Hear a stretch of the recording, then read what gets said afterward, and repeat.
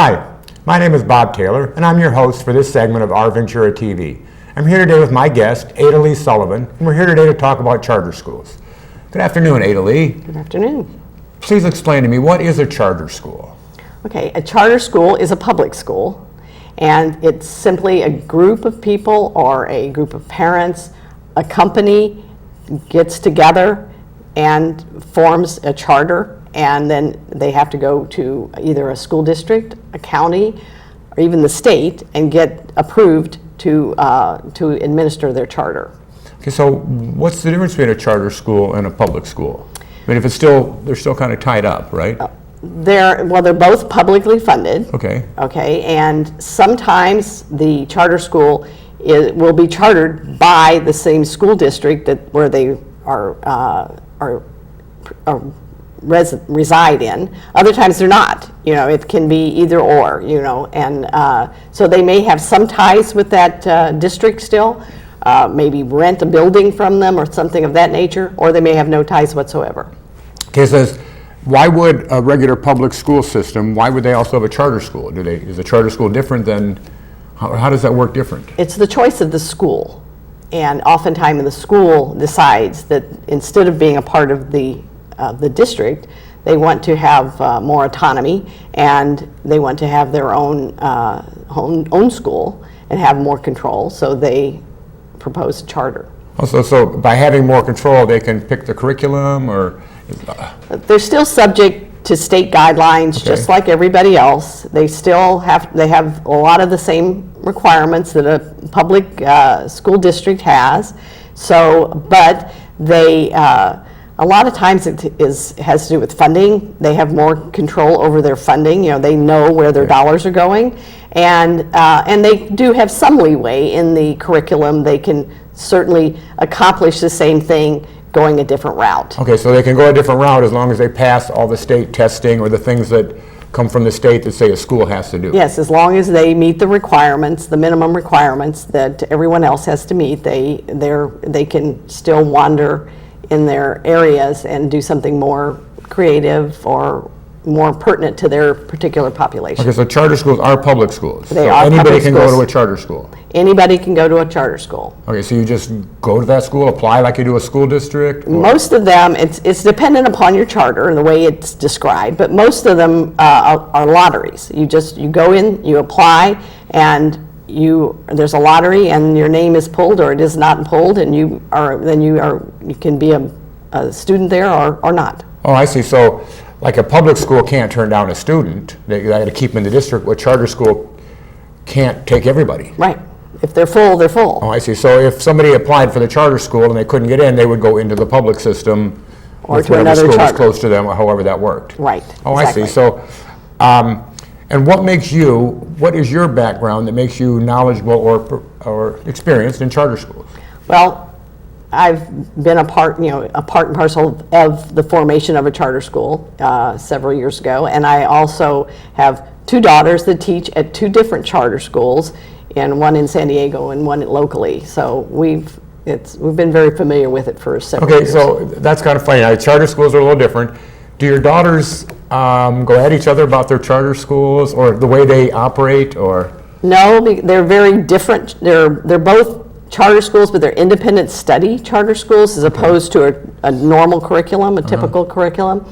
And they kind of they have different, the students are very different types. One is very much more homeschool type independent study, and the other is at-risk children. Okay, now you also talked earlier about a business is charting a charter school. Now, why would a business do that? Is it just for different teaching that they want for their business, or? Right. It's just that's the way they do it. It's just a different approach to it. It's most of the time it's parent groups or something of that nature that starts. So a parent group would go to the school. They'd put together their charter rules. They would go to a school district and say, we want to be a charter school under this district. Right. And if the district says no, then they go to the next district. And they go elsewhere, right. Okay, now, you said something earlier about sometimes you'll be in that resident district. Right. So you could have a charter school from a different place somewhere else. Absolutely. Will be charter schools that do business out in Ventura County that may be chartered in Baldwin Park or someplace like that. Okay, and why would they do that? Why would Baldwin Park charter a school in Ventura County? It probably depends on where it started, and sometimes it expands and they have to have more charters, but the charters still come out of that initial. Is there an advantage for a school district to have charter schools? Well, I guess some would say yes and some would say no, but it's mostly it's the advantages to the charter school, but it also, if the charter schools do well, it helps the district because their scores and things like that are cumulative with the district, so they could bring up the district scores because of their innovative methods or whatever. Right, okay, so it really is an advantage for the kids and the district itself to see how the kids learn under those environments. Exactly. Okay, now you say the scores go back. So whatever district you're chartered from, your scores are all tied up with their scores going back to the state. Right. And then, okay, so you would be a certain school or that kind of thing, like we see the designated school or this school, that kind of thing. Right, right. Okay, so now why don't you tell me a little about the school that you're working on, the one you worked on? Okay. We started, it was actually one of my daughters and two other people started it. It was in one school district, Pleasant Valley School District, and they determined that they needed to close down that school, and they were going to separate these people and put them in 3 different schools. Well, they were a very cohesive group, and they went together and formed a charter and left the district and chartered. They applied to charter at Pleasant Valley School District, and they were rejected, and so they went to Oxnard Union High School District, and they accepted them, and so they've chartered through. So a school itself was going to be closed because the district didn't need it anymore, and they were going to divide up the kids. Mm-hmm. So a charter school would work good in a declining district for one thing, or in a changing district for another thing. Yes, yes. So the people of that school liked the way things were, right, and they went through.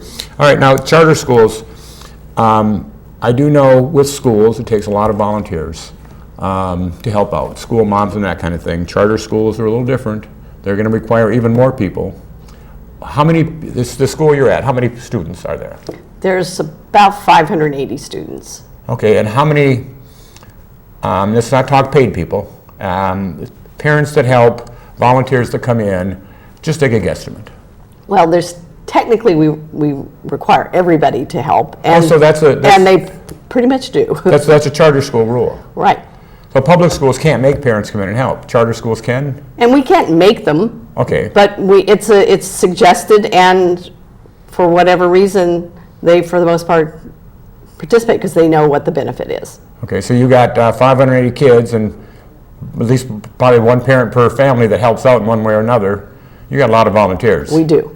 Now, how do those parents volunteer? What do they do to help? They work in the classroom. They just sometimes help out in the office. They help out at events. They do fundraising. There's a multitude of areas that they can assist the school. So non-teaching credentialed people can go in and work with the teachers to help the students and that kind of thing. Absolutely. So teacher wannabes, or people that really enjoy that part that really aren't teachers, can go in and kind of get their enjoyment, not necessarily their enjoyment, but feel like they're helping out by just following a teacher or helping her with the kids. We go and work in the classroom. I used to do it as a grandparent, and they break the kids into groups sometimes, and so you take a group and the teacher tells you kind of what to do, and so you sit there and work with the kids, and it's extremely rewarding. Now, when I was first talking to people about this show coming up, and I asked somebody what I thought about a charter school, and they said, well, in regular schools to learn about pirates you read a book, in charter schools to learn about pirates you dress as pirates. And again, not all charter schools are the same. In our particular charter school, we're very much into what you call project-based learning. In other words, you learn by doing, and so that's very much it. When they're studying, very good example, pirates, they will dress as pirates. The directors of the school will come in dressed as pirates, And it's amazing what a different impact it has on kids all the way up through 8th grade. They thrive on that kind of project-based learning. So what you would do is the whole school would be working on the same thing, as opposed to like at a regular school, one class is working on something, one class is working on something else, but they would all do pirates at the whole school, or just the class? No, not at all. It would be a class, and it doesn't even have to be a grade. It could be just one class, but the participation comes from other places. Oh, okay. All right, so what other differences do you see between a public school and a charter school that you would encourage somebody to go to a charter school? You obviously have a passion for them. Oh, I do. Okay, so give me just a couple of highlights of what you think are reasonings. Well, one of the things that I think, like our particular charter school, we have a board that's a community person and also 2 parents and 2 teachers. So everybody, Kind of a different makeup. everybody is represented, and so that there's decision making is fair across the board, and that's, I think, a very good thing. Also, we go over the books and records of the school with a fine-tooth comb, and when we're at a board meeting, people will ask about a $15 check, and so we know every single thing that's going on. And in public schools, especially with the larger districts, it's just so voluminous that you can't really find out what money is being spent on your child or even your classroom. Now, do you think charter schools are the way of the future? I think they're certainly part and parcel of the way of the future. Like again, it may not be the right thing for everyone, but it certainly is the right thing for some people. So it's, public schools are definitely, this could not replace the public schools, because like you said, it's not for everyone. Right. You'd have to have special group. Can you pick and choose your students? No, it's a lottery. They come in and, that's... Okay, now one thing about a district is if you have a lot of kids, you can have a special needs child for autism or a special needs child, instructors for those. How do you do it with a charter school with like 500 people? We still have access to those people, those specialists in the school. We get access them through the district, through the county, and so we have those children with special needs and things of that nature, and we make sure that they get whatever it is that they require. Okay, so if in the lottery somebody's name comes up, doesn't matter how they are or what they are, they're part of your school. That's exactly right. And the parents can then, do you ever have any parents that say, wait a minute, this wasn't for me, or this wasn't? Oh, sure. So sometimes the parents, the next year, and then what do? You just do another lottery for that? Well, we always have a waiting list. We have a very, very long waiting list. So if someone leaves for any reason, whether it's because it's not one for them, or they just move or whatever, then we have a waiting list we can call and pull people in, and so we're always full. Okay, so once somebody gets in, they're there for every grade. It's not like they have to lottery every year or anything. No. And then siblings? There are special things, like siblings have a priority. There are certain things where they have priorities, but everything else is just sheer. Everything else is luck of the draw. The luck of the draw. Okay, so how many people, just off the top of your head, I don't need an exact number, how many people apply to a charter school every year? And I know that I think there were 90-something applicants just for the kindergarten in this last year, and we have, but I don't really know all the things, but I know there's a lot more people than we can accommodate. Wow. All right. If somebody wanted to start a charter school, how would they contact somebody? Who would they look up? Well, there's a charter school organization on the internet you can go on, and they will send you to something local. And so it depends on what you're looking for. But they will be able to, guide you in the direction. There's a lot of experts in the field that will help you find where you want to go and what it is exactly that you need. Believe it or not, we're all out of time, Ada Lee. I didn't Already? even give you a chance to mention any other names. Yep. Thank you very much for being here. Thank you. Oh, my name is Bob Taylor. I've been your host today for this segment of Our Ventura TV. I've been here today with my guest, Ada Lee Sullivan, talking about charter schools. Until next time, thank you very much.